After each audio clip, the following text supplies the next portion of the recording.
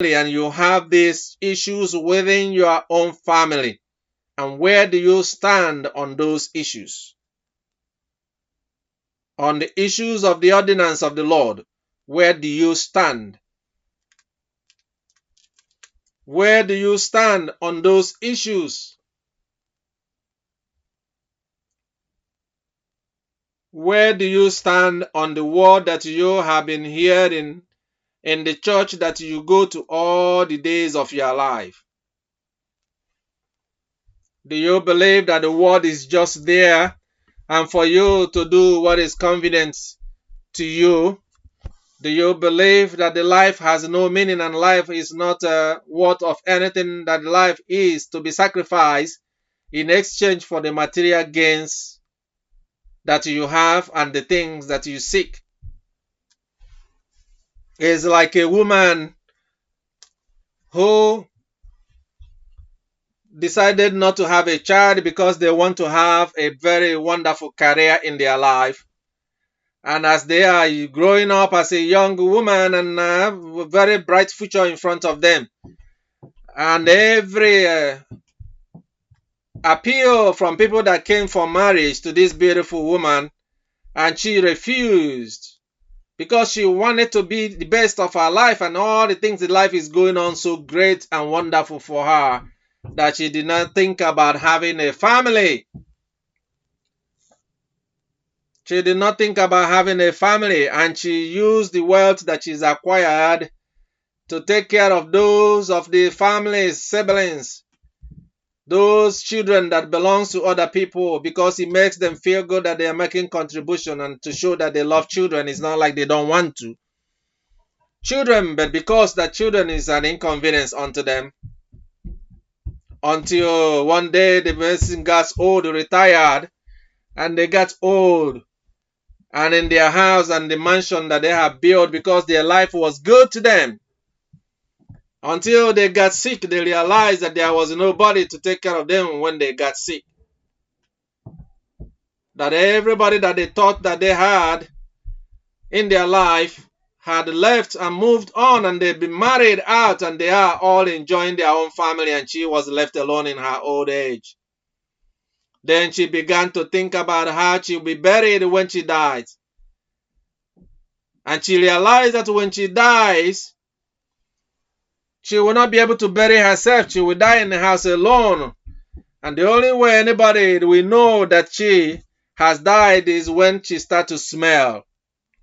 Then again, on the second thought, she remembers that she lived all the way in a mountain top where the house is one unique house that everybody will know that she is a successful woman.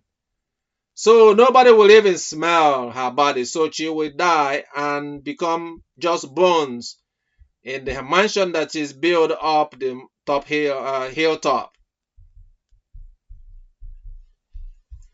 Then the woman decided that she will bury herself alive and rather than die. Then she said if she bury herself alive, then she will not be able to bury all her life, because it means that her hand must still be up. When she buries herself alive, she will not all completely be buried. One hand must be out at least in order to draw the sand to cover herself. And it was then that it was done on her that it is too late for her. That the only way for her to live is to leave all those things that she had built and go to a place where a nursing home, a place where the old people's home, so that at least she can make an arrangement that when she dies, that the money that she has made will be used in order to give her a burial, even if nobody comes.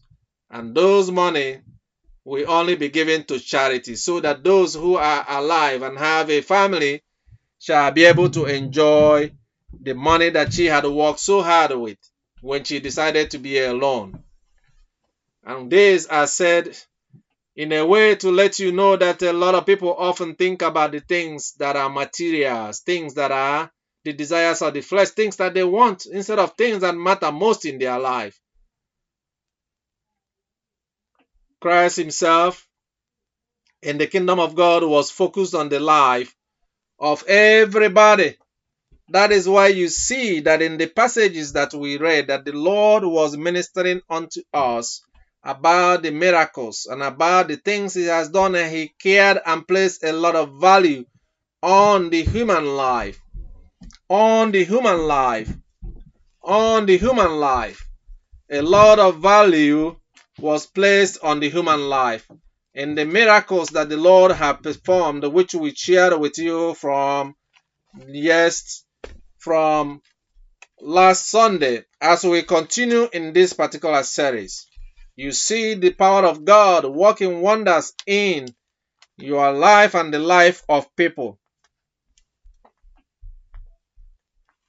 You see the miracle of Christ, the Lord performing wonders in the life of people.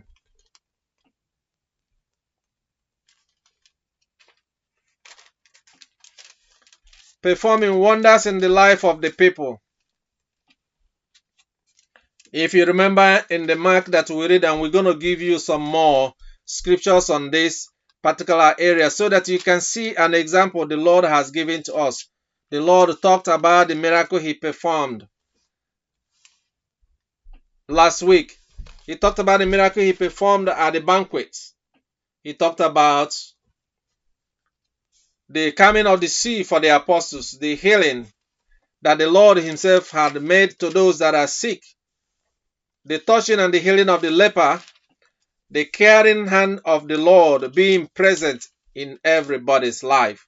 We encourage you that in this time that a lot of people knows no love, a lot of people don't know what love looks like, for you to think about what you're going to do for somebody who is next to you when you are alive. Because those are maybe the same people, and the Lord will reward you for what you have done. So you have to think about the actions and decisions that you take in your life. The Lord have reminded us about the things that will happen when he passes through the earth. And I remember all the prayers that I said at the time, pleading with the Lord to jump and pass us here in America. But a lot of people who decided that they don't need God in their life anymore have decided to challenge God and making things more complicated and difficult